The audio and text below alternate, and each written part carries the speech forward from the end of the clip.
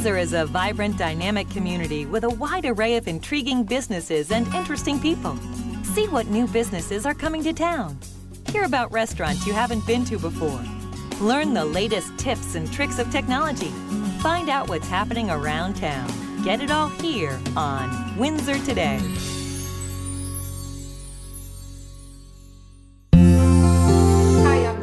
Executive Director of the Windsor Chamber of Commerce. And I'm Marty McMahon, President of the Chamber of Commerce. Welcome to Windsor Today.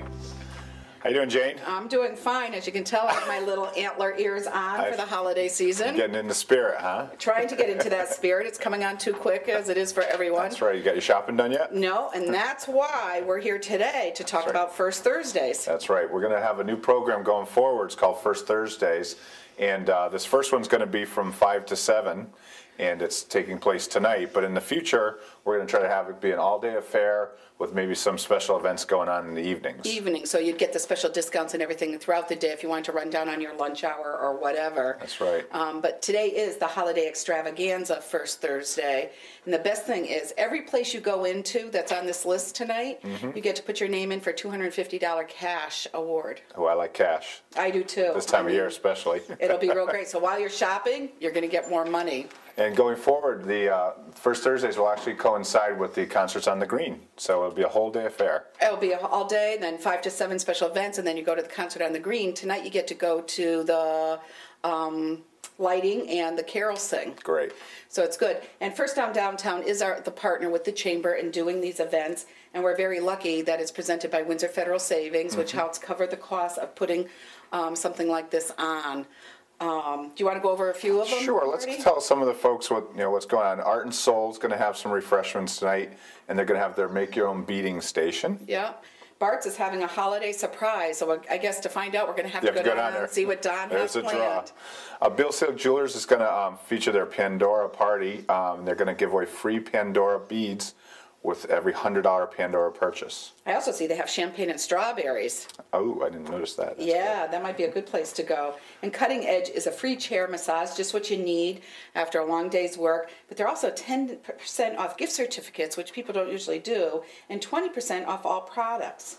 And then Hairdresser on Fire is also going to have 20% off products and 10% off gift certificates and a free raffle for a $200 gift certificate. You know, these folks might not do this every month, but these are some of the vendors or some of our members that are going to be doing some things. Yeah. What else we got going on today? Jordan Floors, which I'm really excited about because it helps you. You go down and they're going to teach you how to do a holiday arrangement, and then they're going to have a free gift certificate raffle. Arrangement like la la la la la la? Yeah, no, Marty. Oh, okay. No. You know, like one of those holiday arrangements like that beautiful wreath behind us. So. Yeah. What else we got? Lucinda's got a raffle for a $50 gift certificate and mulled cider and holiday treats. I hope people come hungry. That's right. Patty's Treasures has a free jewelry raffle and a taste testing of Zelda's preserves. And if you haven't tried, though, they're awesome. She usually sets up a little tea with the preserves, etc. It's very nice. And then Paula Walla is going to have a 20% discount and free delivery in Windsor. She's got some really neat Oriental items like the singing bowls. Asian, yeah. That's and right. It's .com, so you go to paulawalla.com. She's a .com. Okay. So 5 to 7 in the evening, you can go online. If you're stuck at home, you can shop online. She's one of our great home-based businesses. Yes, absolutely. And PC Development Group has a holiday surprise for us, too. Okay. So we have 2 big surprises in there. Ray's Frame Shop is going to have a free seminar tonight, and they're going to show you how to learn about picture framing. Which will be interesting if you could learn, because it's very expensive, so it'd be nice to learn a little bit about it. The Beanery Bistro is going to have Make Your Own Holiday Card and a visit with Santa, and 20% of the day's food proceeds will go to benefit Heifer International. And they're down at their new location down at Central Street Antiques. Down at Central Street Antiques. That's great. The Water Closet Book and Bath Shop is going to have a discount on holiday shopping, free gift wrapping, and a tea sampling. Sounds good. And Union Street, that's our 3rd surprise. Union Street Antiques is also having a surprise this evening. Triple header here. Yep.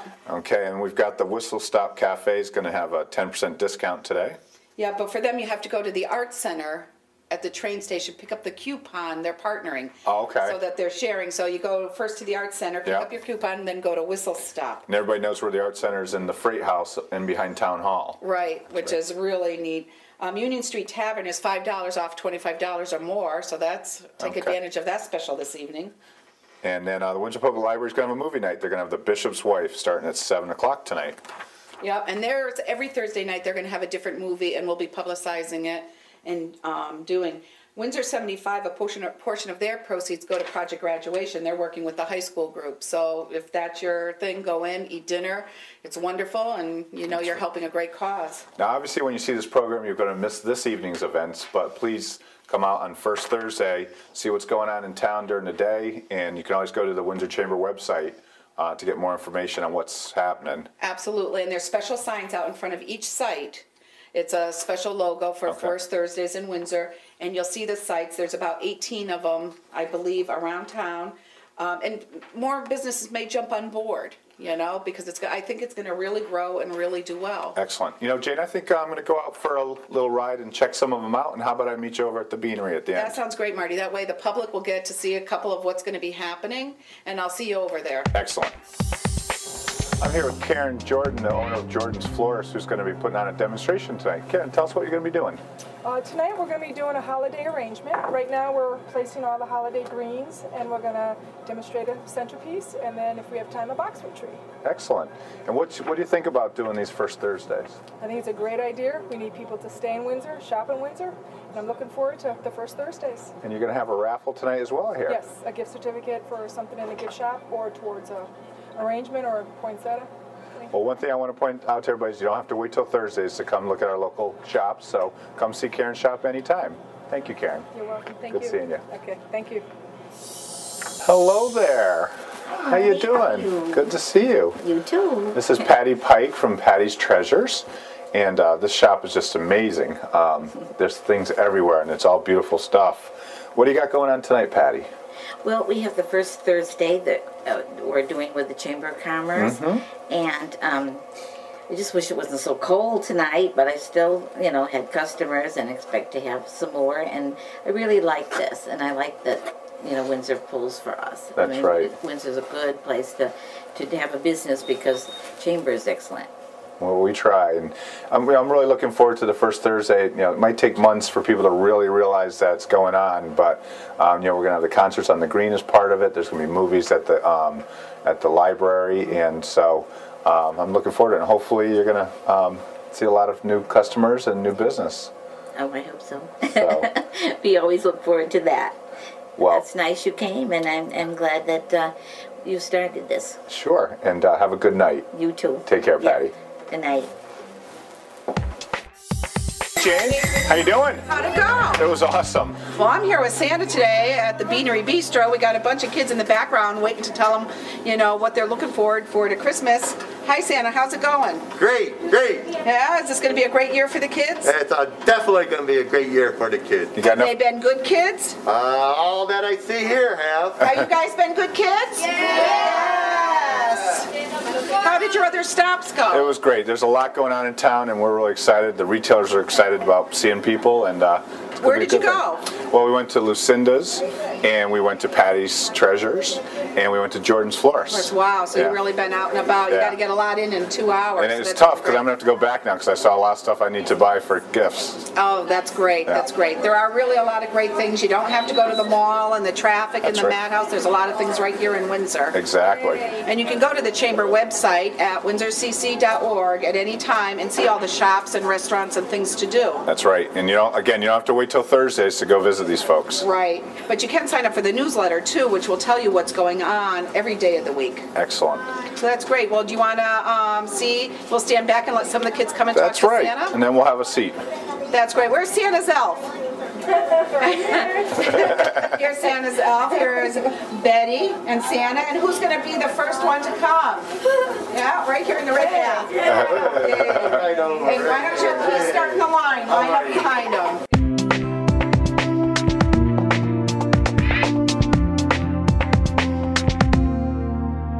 Well, Jane, this seems like it's going to be a really successful night. The retailers are all excited, and we saw a lot of people out there shopping, and I think it's going to be great. it's a good kickoff for First Thursdays, and they can only grow and be better. I can't wait till the summer when the shops and the restaurants can do outdoor activities and match them up with the concerts. Windsor's going to be hopping. You know, and there's a lot of restaurants involved. We didn't cover that, but we talked about earlier. But speaking of restaurants, I think we have Grab a Bite with Paula Pierce. Where's Paula tonight? Paula's over at Dobbs Broad Street Eatery. Excellent. One of our favorite places in town. A great chamber member. So let's go over to Paula at Grab a Bite. Great.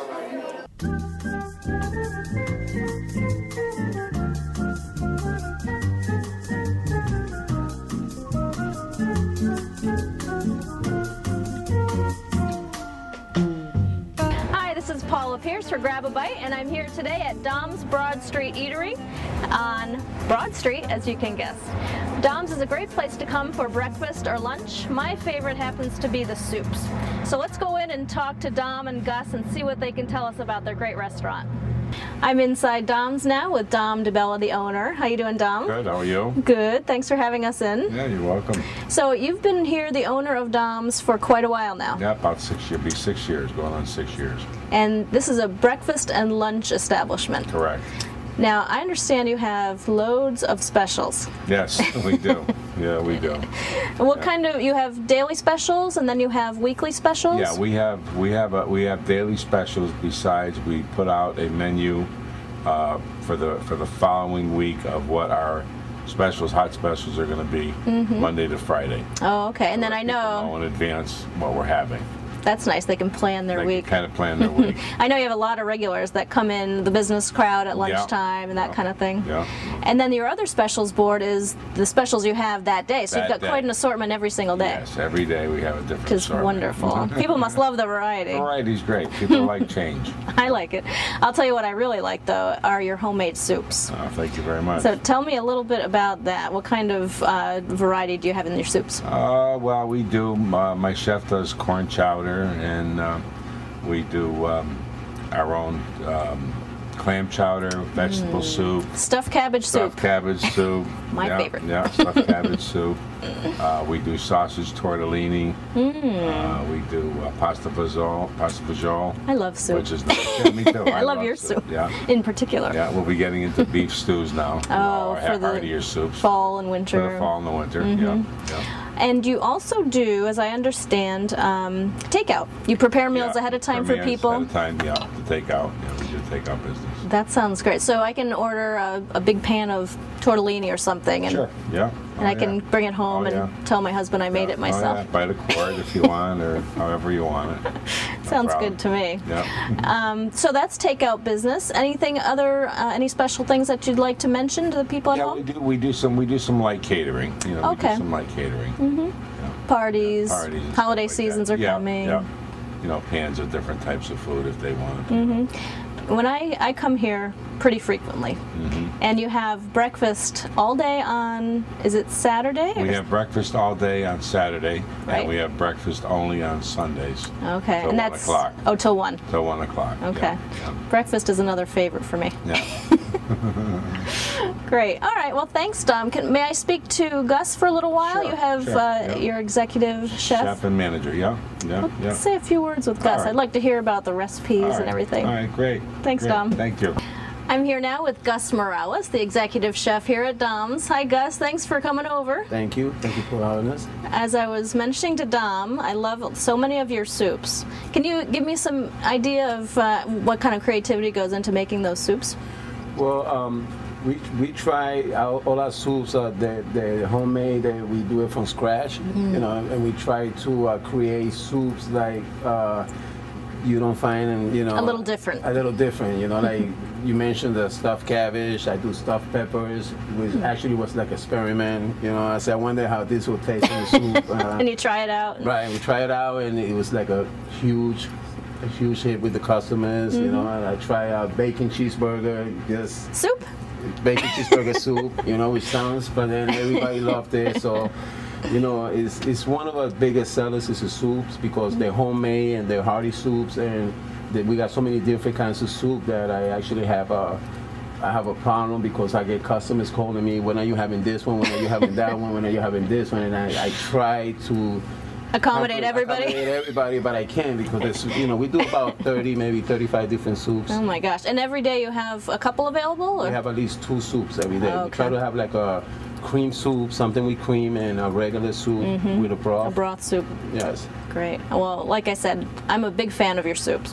Thank you. Now, tell me a little more about what you like to make here and what the customers love. Well, when I first came here, one of the things that I did was try to learn Dominic's cooking. You know what he's like, you know what he wants in the restaurant, and one of the things that I learned about Dominic was that Dominic likes to provide like a home cooked meal where you could come in, you know, something that is good, is homemade. You know, we create dishes from start to end, fresh. You know, so it took me about a month to learn, and I learned a lot of stuff from him. You know, because Dominic's been cooking obviously longer than I have, and I have learned that he expects quality food. Oh yeah. And we have to keep it at a reasonable price. And your customers appreciate that, I'm sure. I mean, our customers, we have a close relationship with our customers because we actually go and talk to them. Oh, that's nice. I go and talk to them, and I say, you know, how do you like this dish? You know, and I present the dishes, and they give me their input. So according to whatever it might be. Yes, you know, I take criticism, and you know, it's good because you know, we're here to serve the community and serve the customers. Have there been examples when a customer has suggested a change and you've gone with that and it was a good suggestion? Most definitely. You know, they have came, you know, maybe if you do this, you know, and we try it. Yeah. Sometimes it works and sometimes it don't.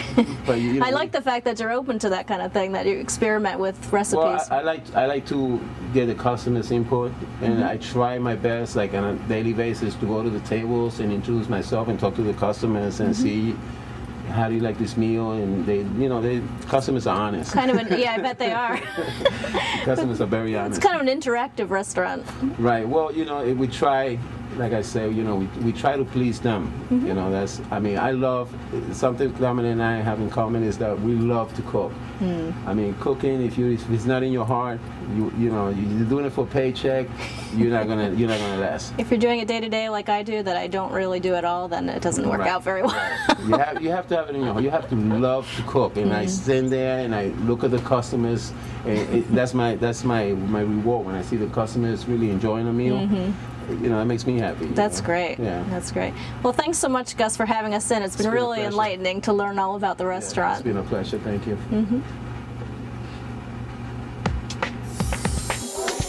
Thank you, Paula. That was really awesome. Also waiting in the wings to do his segment is John Waveris. And John, this time, went up and interviewed the fire department on fire safety. Okay, off to John.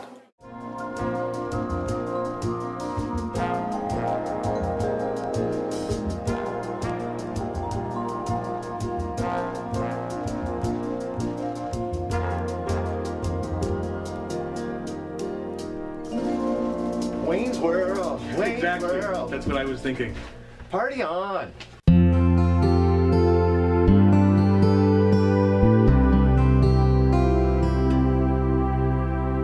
Hi, I'm John Wavers, and this is Tech Discovery. This month, I'm with Ray Walker, the Fire Marshal, here at the Public Safety Building in Windsor. Yes.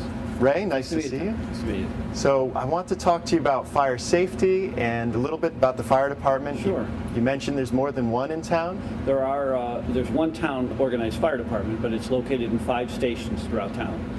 Starting down in the south end of town around Route 218, this one here on Bloomfield Avenue. There's a station in what's known as the Quantic neighborhood, one in Hayden Station, and one in the Rainbow neighborhood. Each station is geographically spread out and named by the neighborhood they're located in.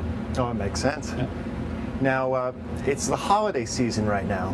So what sort of safety concerns, fire safety concerns do we have? The safety concerns that always come up during the holiday season would be temporary wiring, seasonal decorations, making sure they're safe, make sure you try them out before you actually plug them in and use them.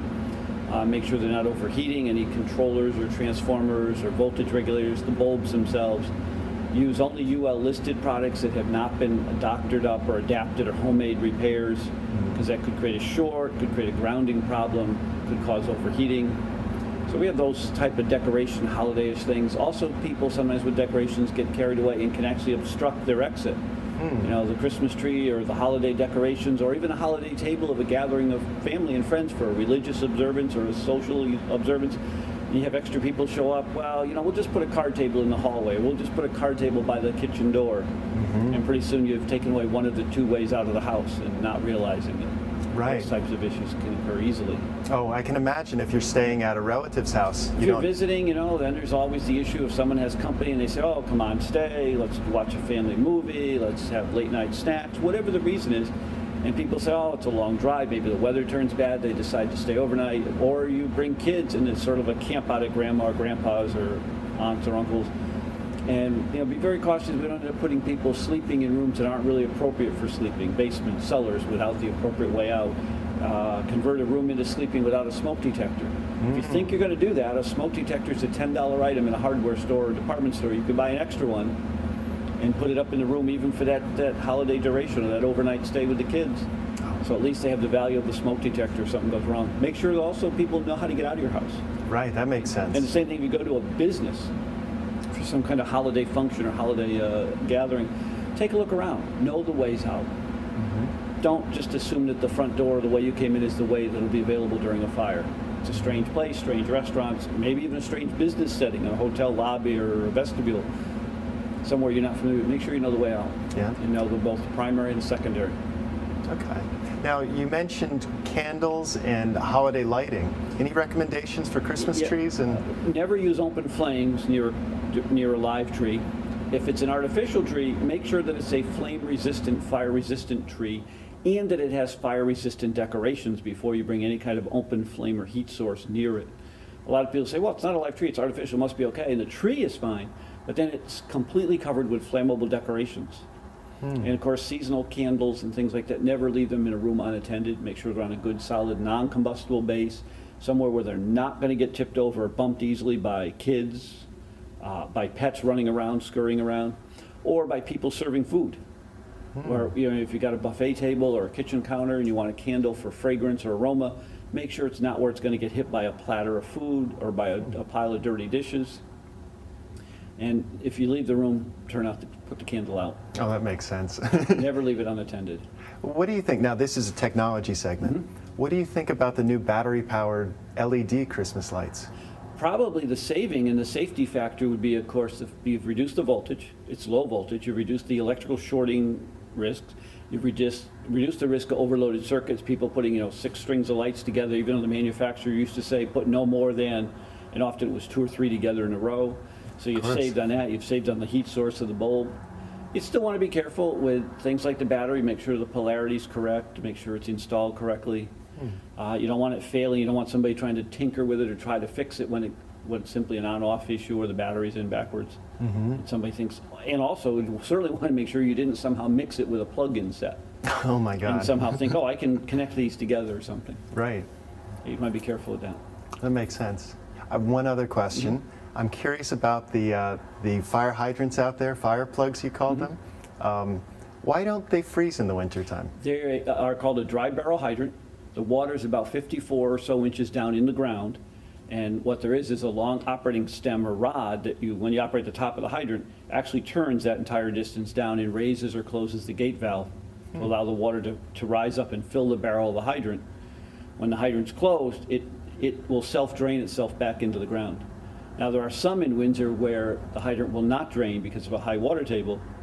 This town has an arrangement with the water provider, the Metropolitan District Commission, that they will then come out right away and either pump out the hydrant or put antifreeze into it if we've used it during the winter. We start the winter with them all winterized, either drained or prepared with antifreeze. And after the 1st of November, any hydrant we use, we notify the Metropolitan District that we're using the hydrant and they'll come out and resurface it for us. Excellent. And that practice runs until about the middle of April. And it's a service charge that the town pays for hydrants, but it's very nominal when you think of all the value. You get twice-a-year testing, winterization, and on-call service for hydrants. So it's an economical use of the taxpayers' money. Excellent. Now, if anyone has trouble this winter, we just call 911? 911 is the emergency number for fire, police, and medical help. Excellent. And give us a call. It's better to call and say, you know, I smell something, I think something's wrong, I don't understand why my furnace is smoking or doing something wrong. I've used my stove or my appliances and it's just not right.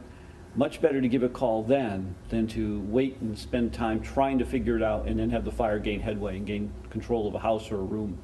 That makes sense. Ray, have a great holiday. Okay, thank you, sir. Thank you very much. Well, it's always important to think about safety during the holidays, and thank you, Jen, for that information. What else we got tonight? Well, we have one last segment with Deb Ringo, and she usually interviews a civic group or an organization, and tonight I think she's with Steve Porcaro talking about Boy Scouts. So over to you, Deb. Good afternoon, and welcome to the WIN TV here at the Windsor Chamber of Commerce. Here we're sitting with Mr. Steve Porcaro, and we're going to be doing an interview with him. I'm Deborah Ringo, your host, and we're excited to be here, and we're going to be talking about the Cub Scouts and Boy Scouts.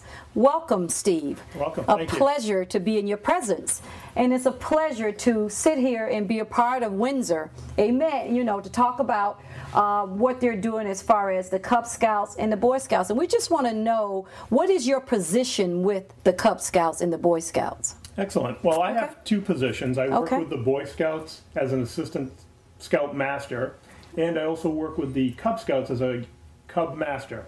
I also work in the district, which is our large scouting area, as a trainer and a mentor for some of the other scout leaders. Okay, and how long have you been doing this? Approximately 9 years. Awesome, 9 years. So in 9 years, what difference have you seen this make to some of the young children in the Windsor area? And how can it be, what would you say that happens in this group that's so encouraging, that causes the children to, because you know today they need to be in an area where it's positive and people are for them, and because there's so much going on in the world that the influences are not so good. So what about these groups that are such a great influence on our young men? Excellent. That's an excellent question. Scouting is a year-round program that's for boys from the 1st grade through 12th grade. We also have programs for girls from age 14 to age 21, where it's a co-ed program.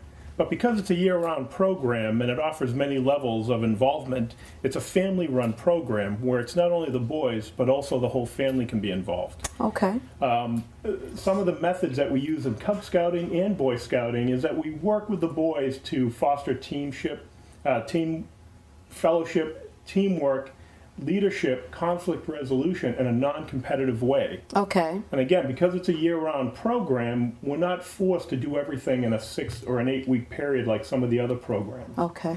Now that's interesting, because in my mind, I'm thinking of brownies and Girl Scouts. You know, I was a brownie, but it was so structured into doing just certain things. It was not really a wide scale. And what I hear you're saying is that we don't just we're not just structured for 2 or 3 months and we only do this, but it's a year-round. So now, year-round, how does my child, if I wanted to bring my grandson in, I have a grandson that's 9 years old, so if I wanted to bring him into the, Cub Scouts he would fit in, how would that, I mean, you would keep him busy year-round? Correct. And what would be just some of the things that he would be doing? Great. Excellent question. Again, the Cub Scouts, we just returned from an overnight sleepover at the Museum of Science in Boston. Awesome. We went up there for the day. We took the day and hiked up to the Bunker Hill Monument, toured that. The afternoon we went over to the USS Constitution and explored that. Okay. The evening we had a great program within the Museum of Science, actually sleeping over among the exhibits. We got up the next day, had breakfast, and headed home. That's one of our winter activities. Awesome. Now, the other thing we do with our local organizations that support scouting is we have sleepovers that have movie nights. We go camping and hiking at Northwest Park. Okay. We go to the local museums. We have local field trips, hiking. We visit the fire stations, the police stations, local businesses, local organizations, local farms. And our goal is to not take the place of the schools or the church or your family, but to augment that. Okay. To give you another outlet, tool, another foundation. Yes. Awesome. You know, as you were talking, actually this is phenomenal, because when you're talking, in my mind it says educational. Not only is it just fun and games, but if you go to the museums and you visit a lot of the businesses and to the parks and stuff, you're diversified there, and that's a very, very good thing. Now let me ask you this: what would it take for one's child to be a part of this? Because I believe the girls are a part of this as well. Or at age 14, we are open to young women. Okay. Okay. In the meantime, the girls, most of them that are involved in scouting belong to the Girl Scouts or the Brownies. Okay. Yeah. But right now, we're fortunate that our scouting units within Windsor are formed a collaborative. We have a website, it's called windsorscouting.com. You can reach that on the internet, either through the town hall under the recreation department, or just go to windsorscouting.com. Okay. The organizations that provide scouting are listed there along with their contact information and their main nights when they meet. Okay. So there's also a link to the Boy Scouts and the Girl Scouts of America right on the windsorscouting.home. So you can go there, click that on, and answer some of the questions you may have. Okay, so then that would tell us, the next thing that came to my mind was, what are the qualifications to join, and if there's a fee involved. Correct. You know, because this is something that would need to be, and I'm sure there must be a fee involved, correct? Yes. Can you talk to us about what it is? Depending on the program and the level of activity, there's a minimal charge to join. And then the extracurricular activities, for instance, if you go on the Sleep Out Museum of Science, there's an extra fee, similar to a field trip at school. If you go camping a lot with the Boy Scouts, there may be an investment needed for equipment, or you may have it from relatives or family. We do have programs to help people pay for scouting by selling popcorns or cookies in the Girl Scouts. Okay. So we make it easy for people to join. Again, because it's a year-round program, our goal is to keep the families and the kids involved throughout the year. Okay, so now, if I may, could you just tell me what, as a Cub Scout, what would be the initial fee for one's child to join? Just a flat initial, just to join? Probably approximately $75 for the year. Okay. Now, would that be the same as for Boy Scouts? It's a little bit more. A little bit more. Just because of the level of activities. Okay. Like all right. So, in other words, if one's child was able to join and pay that flat fee, but they were not able to really, not really able to participate, but wanted to participate in the other extra activities, would it be open for the mom and the dad to do part of the fundraiser with the popcorn and all? Okay, so they wouldn't be left out. Not at all. Again, as a family organization, we encourage parents to be involved. To make scouting work, this is really where your family gets involved because it's an active participation. A lot of the activities are done with the group, but a lot of it is done at home as well. Right. And that's the great thing about scouting. You can be as engaged as much or as little as you want. There are many people who do sports and music and drama and other extracurricular activities, and they balance it through scouting. Okay. Now, and how often do you meet, and when and where? Because we have 7 Boy Scouting units, we have 4 Boy Scout units and 3 Cub Scout units in town. They meet at various locations, various churches, various schools. Depending on the unit that you belong to, their hours are usually set. But usually at least once a week and is our big meeting. And then also there may be activities sprinkled throughout the calendar month. You may have a hike at Northwest Park, you may have a camp out as a Boy Scout, you may have a field trip along with your regular weekly meetings. Okay. Another thought, I know that we have all type of children. Is there a scale of certain type of children that I'm sure you probably get children that are a little more hyper or a little more aggressive in certain areas. Is that a problem, or should one parent not consider because they may think that their child is too bad or too you know what I mean? There's no bad children. Okay, I love it. But you know where I'm coming from. I know what you're talking about. Yes.